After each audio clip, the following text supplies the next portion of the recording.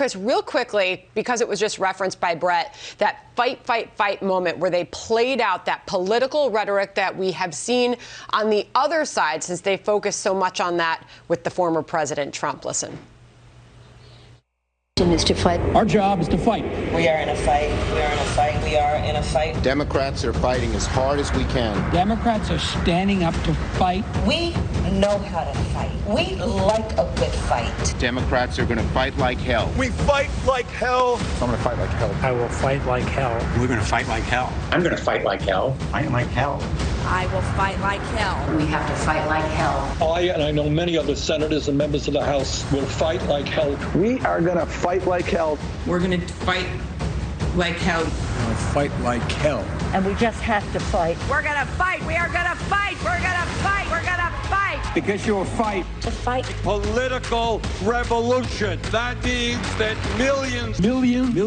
millions have got to stand up and fight. And fight and fight. Stand up and fight back. To fight. And continue to fight. And once again, fight back in the fight. We're fighting back. My fight. To fight an administration. You don't get what you don't fight for. We'll also fight him and challenge him in every way that we can. Fight in Congress, fight in the courts, fight in the streets. In the Congress, in the courts, and in the streets. There's the fight. Chris Wallace, that video that the Trump legal team put together goes on for about another 45 seconds after that. I thought you were going to go for all of that. I didn't get my life back the first time. I didn't want to hear it again. I think that's honestly, I think it's a silly argument. Using the word in different contexts means different things. One of the constitutional statements about freedom of the First Amendment, freedom of speech, is crying fire in a crowded theater, and that's not protected because it would be an incitement to a mob. If you ran 100 clips of people saying the word fire, it doesn't have the same meaning. And obviously Elizabeth Warren at a campaign rally saying fire, or Dennis McDonough saying he was going to fight for veterans' rights as the new VA chief is not the same as what Donald Trump is doing. I thought it was ludicrous. I also thought it was counterproductive because basically you were insulting half the jury. Yes, they're the Democrats who are going to vote against you anyway, but I don't know that I think it was particularly effective. I felt the same, incidentally, about the clips of Jamie Raskin and other people contesting an election. Yes, they got up on the House floor, as they're allowed to do, and said that they were contesting the vote in a certain state. But there's no comparison between that and this campaign that Donald Trump ran for 6 months, talking about the fact that the election, the only way he could lose is if it was stolen, that the election was rigged, then continuing to fight it from November 3rd on.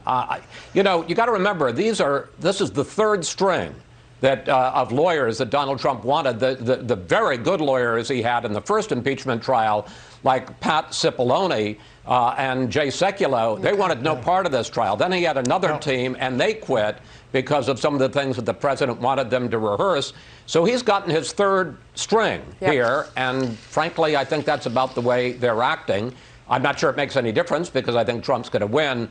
I don't think it's been a particularly effective defense, and I certainly don't think going after the jurors and insulting them and saying you're hypocrites is a way to win a lot of friends in that room, because I suspect even some of the Republicans who may oppose that will be offended by their attack on some of their fellow senators. So apparently, the defense team for Donald Trump is under the impression that simply saying the word fight is what the Democrats impeached him for.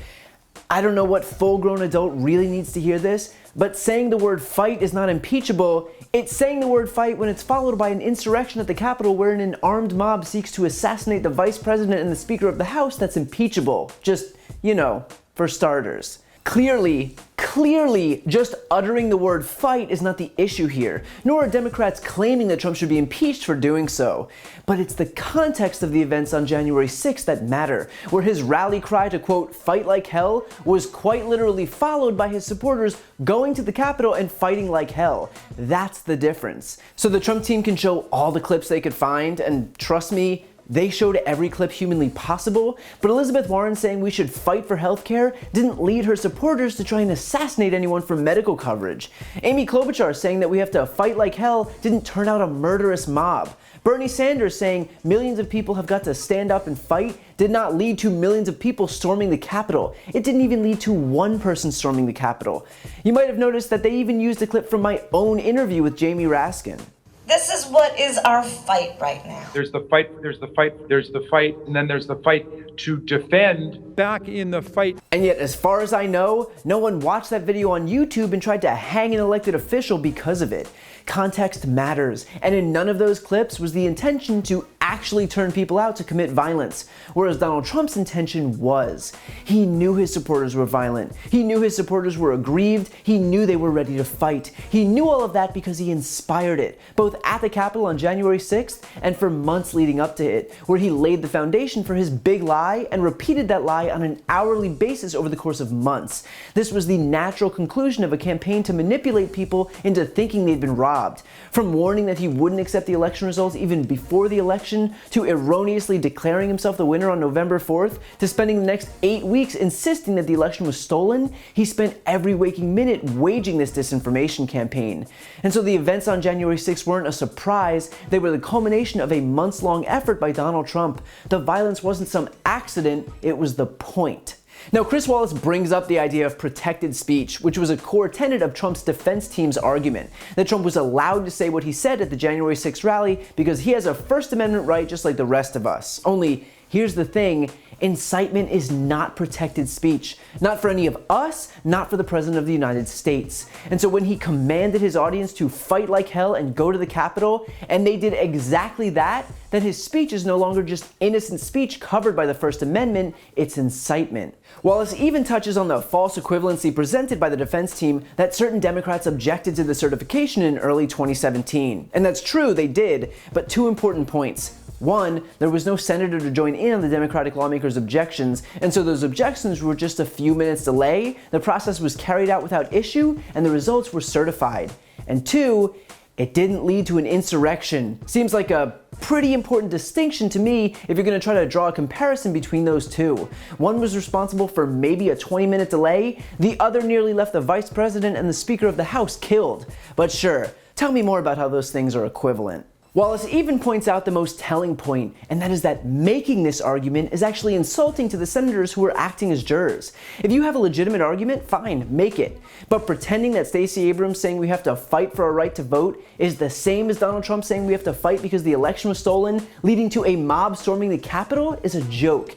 And presenting that argument to grown adults, United States senators, is telling them that Trump's team wasn't even willing to make the most basic of efforts, that they didn't think it was worth it to even bother to come up with something that a 9-year-old couldn't refute.